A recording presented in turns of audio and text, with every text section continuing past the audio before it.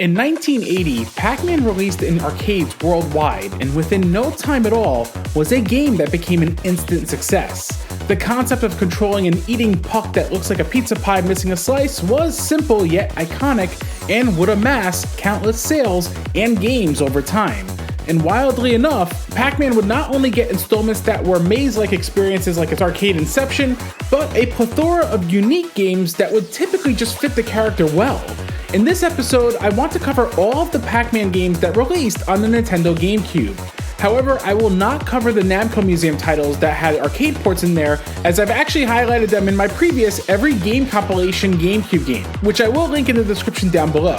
So with that being said, let's chomp our way through Pac-Man games.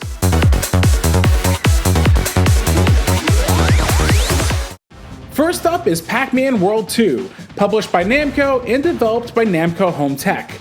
Being the first Pac-Man game to be released on the 6th gen hardware, Pac-Man World 2 deviates from its PS1 predecessor and gives players a full 3D platformer.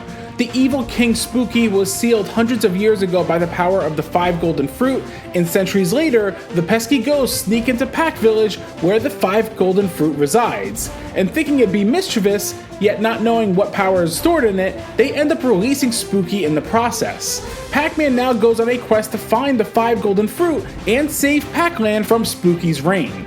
Taking control of Pac-Man, the game does an excellent job of getting you acclimated to the controls and Pac-Man's moveset, like jumping and grabbing ledges, his bedoing bounce, charging sprint, and his jump kick attack. Pac-Man will platform his way through a variety of levels, whether through traditional platforming, swimming underwater, as well as other sections where you'll ice skate down a mountain or pilot a submarine. Pac-Man will also be able to fend off foes with some of the moves I've mentioned, but when ghosts come into the mix, you will still need your trusty power pellet to scare them off temporarily and try and eat them. Also, Pac-Man can take more than a single hit to be stopped, and believe me, you'll need it. Pac-Man can also become Steel Pac-Man again like in the first Pac-Man World, and this will not only let you walk underwater, but also walk on lava safely. As you explore levels, you will eat pellets per Pac-Man fashion, as well as find fruit throughout. Trying to find them all for 100% level completion will get tricky and require the utmost platforming skills, but in the end, the 100% isn't required to advance through the game at all.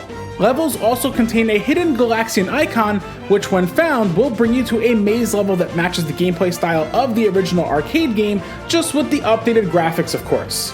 Speaking of the original arcade game, you can collect arcade tokens throughout levels, which can be used to unlock a few of the arcade classics and revisit them here, which is always a welcome bonus. Now, don't let Pac-Man World 2's vibrant aesthetic fool you. This game ramps up to become quite challenging as you progress.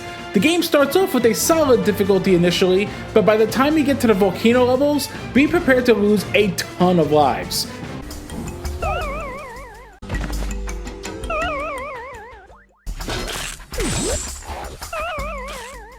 Each world contains 3 stages of platforming action, whether across plains, forests, snow mountains, etc. The 4th stage of each world is a boss battle that awaits. The boss battles with the ghosts are pretty solid, and while some can be simple, there are others that, well, become infuriating. Volcano boss. I also love the visuals in this game, running at a buttery smooth 60 frames a second, and everything is just lush and vibrant, while the animations for both Pac-Man and the enemies are well done. The soundtrack is also extremely catchy and has a good range of tunes depending on the world you're in, some of my personal favorites being on the snow mountain and in the forests. Pac-Man World 2 is a really awesome platformer that I can never recommend enough, and was a great way to bring the iconic character to the 6th generation.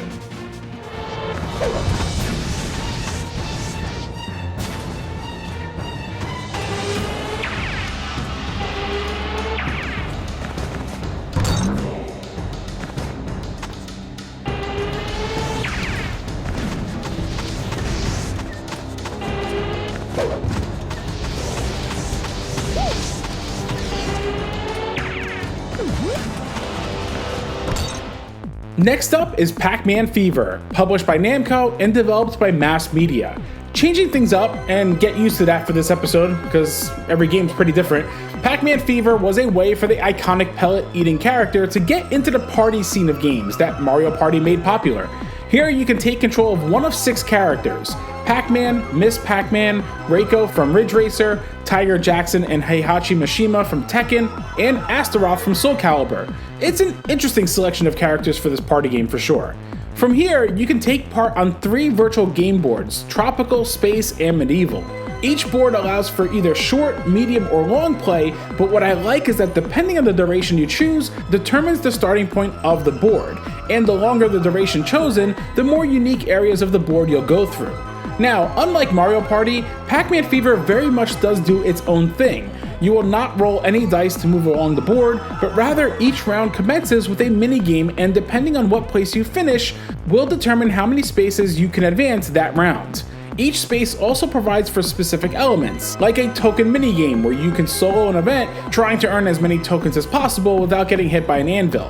There are also ghost spaces, for example, that take tokens away from you, and the revenge space where you can choose an opponent to steal 50% of their tokens from, and there are other spaces that do different things.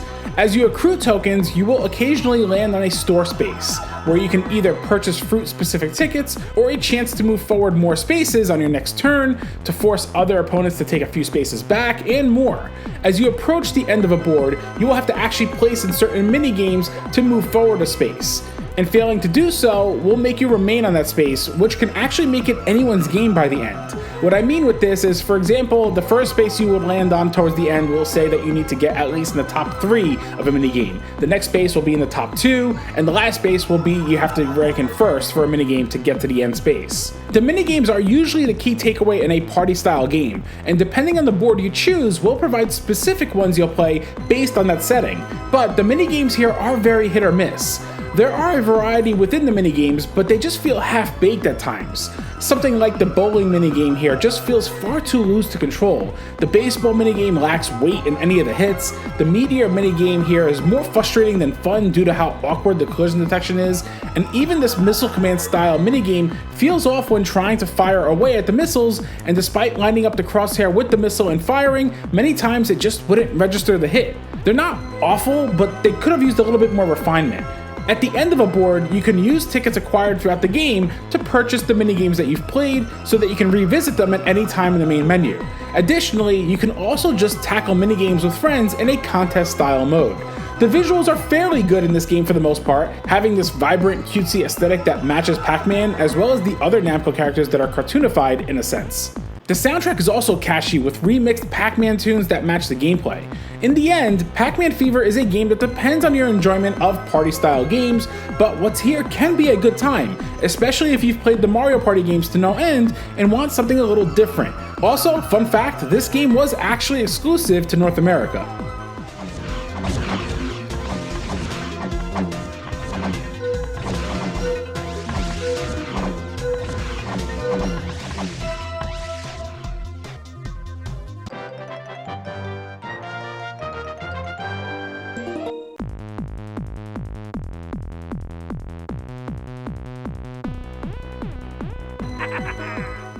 Next up is Pac-Man Vs., published by Namco and developed by Nintendo.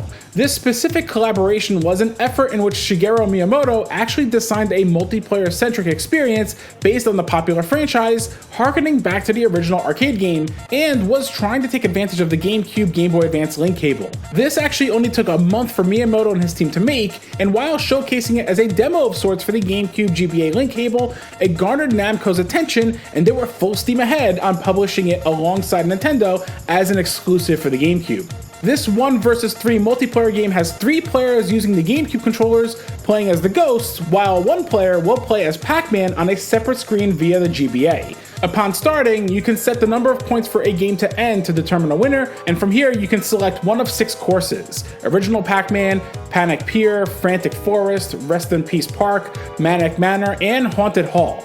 After choosing a stage and point setting, the game will randomize who will take control of Pac-Man and which of the 1 to 3 players will control the ghosts. I say 1 to 3 because you can have 2, 3, or 4 players, and it's not required to actually have a 4-player total count. When in game, those playing as the ghosts will each have their own screen to use and must work together to try and find Pac-Man. Typically, you know you're nearby as Pac-Man leaves a colored trail behind him. If there's only one person playing as the ghost, the other ghosts not being controlled by a player are invisible essentially at first and can be activated passing through them as the player ghost. Meanwhile, on the flip side, the player controlling Pac-Man with the GBA will see the entire layout of the maze, and it looks very identical to the NES port of Pac-Man visually. The object of the game is for the players to reach a set point limit to win. Pac-Man earns points simply eating pellets, power pellets, eating ghosts after gaining power pellets, and eating fruit. Ghosts, on the other hand, can only score points by either stopping Pac-Man or eating fruit that appears. If a ghost player happens to eat a fruit, they will also get a zoomed out camera angle on their screen, vastly increasing their screen real estate to spot Pac-Man easier. Whoever stops Pac-Man will earn 1,600 points, while the person playing as Pac-Man will lose 1,600 points, and in the end, becomes this game of passing the controller and GBA back and forth. While there's not a crazy amount of depth here, nor are there any unlockables or even a single player mode, it's a fantastic time and one of the best multiplayer experiences on the GameCube. This game was bundled with the Player's Choice version of Pac-Man World 2, but was also provided for free to those who either got R Racing Revolution or iNinja. Interestingly, some versions of R Racing Revolution had a 2-disc case that bundled this game, while when I got iNinja back in the day, EB Games gave me the cardboard case and disc version of Pac-Man Vs. free with it. This did eventually get re-released as part of Namco Museum DS, but it was redone a bit and had some differences. Furthermore, this was incorporated onto the Switch version of Namco Museum, but also is more of an enhanced version of the DS iteration rather than the GameCube version. I mean, come on, how cool is it that Mario narrates the game here, and it's only on the GameCube?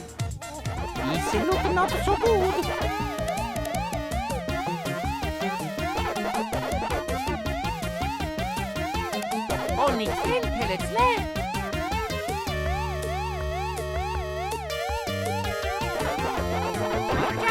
Oh no! Congratulations. Next up is Pac-Man World 3, published by Namco and developed by Blitz Games. To celebrate the 25th anniversary of the franchise at this point, Namco brought back this sub-series for the franchise with a new developer at the helm. This action platformer builds upon what the previous Namco devs created with Pac-Man World 2, but changes things up drastically as well.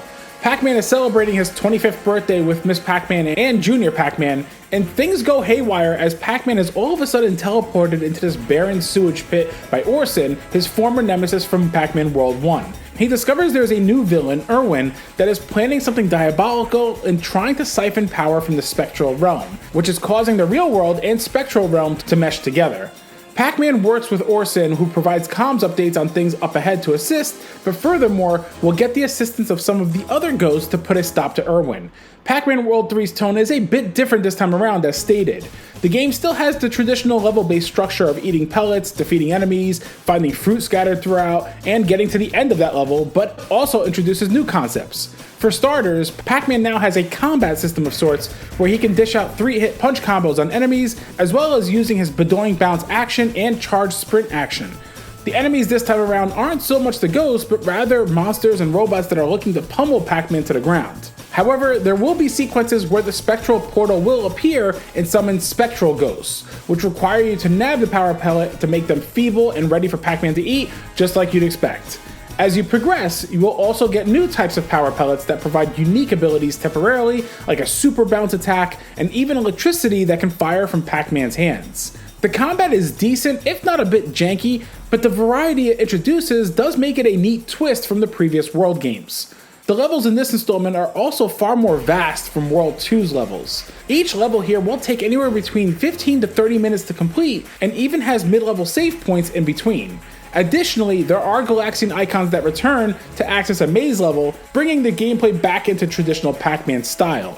I like seeing that return in this installment, but this also was the easiest maze-style gameplay within the series. There's also no weight to Pac-Man eating a ghost and runs right through them, which feels really jarring initially, especially since in the main game there's a little bit more weight to it. As far as the levels themselves, I'm not a fan of the more barren level designs in this installment, despite it being part of the story, but I will say the layouts of the levels themselves are quite good, with plenty of variety within the platforming, and it makes good use of Pac-Man's entire moveset, including the charging sprint and wall jumping. Pac-Man and his crew also have voices this time around for the story, which is actually cool to hear and lends to the overall storytelling. I actually have to be, right? Frankly, you could do with the exercise, Pac-Man. You're starting to look even more spherical than usual. Hey, Miss Pac-Man likes me cuddly, okay? Visually, Pac-Man World 3 looks pretty good, and the draw distance is well done, with objects always being visible from a distance, but the frame rate definitely takes dips here and there. The audio here is also interesting, with the music being more ambient and moody. It's not bad, it's just a little bit different, but it works. Pac-Man's punching sound effect is also strange though, where it sounds like a sword slicing something instead of fists punching something.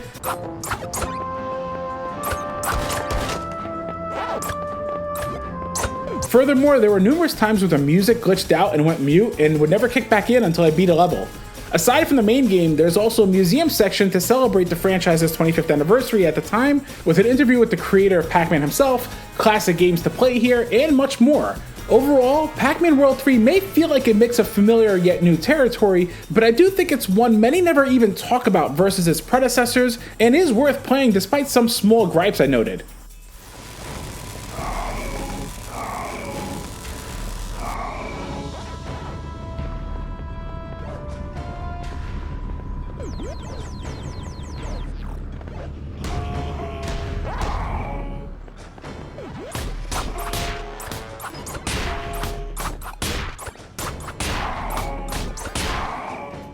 Wrapping things up is Pac-Man World Rally, published by Bandai Namco and developed by Smart Bomb Interactive.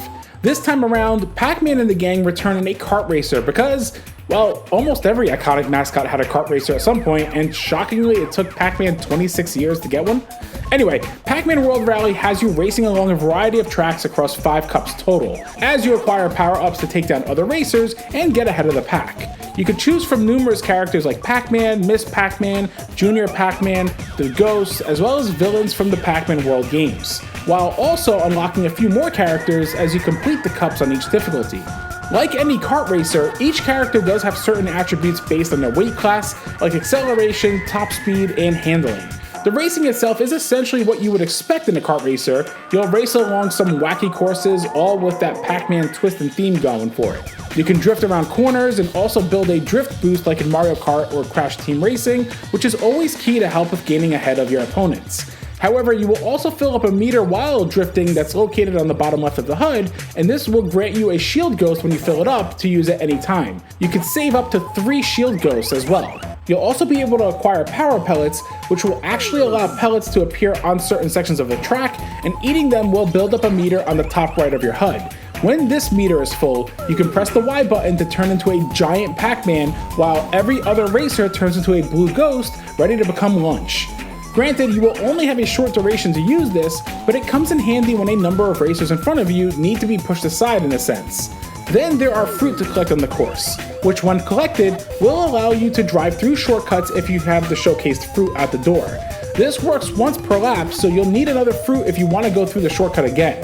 Then there are power-ups, which consist of the usual expected items like boosts, bombs, etc. Also, let's talk about how self-aware the developer name is. The game's power-ups consist of a variety of bombs. I see what you did there, Smart Bomb Interactive. The courses are pretty well made with lots of unique locales to race along.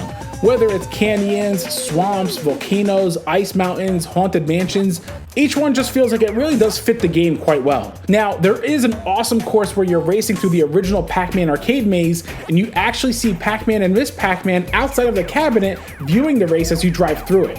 This is something I thought was really cool.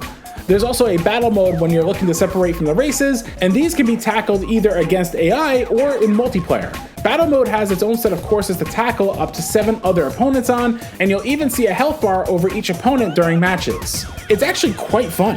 The game's visuals get the job done, running a smooth frame rate and clean visuals overall. The soundtrack does the job as well, while nothing overly memorable, matches the gameplay during the playthrough. Overall, Pac-Man World Rally may not be an amazing kart racer, but it's a dang fun one that's worth checking out.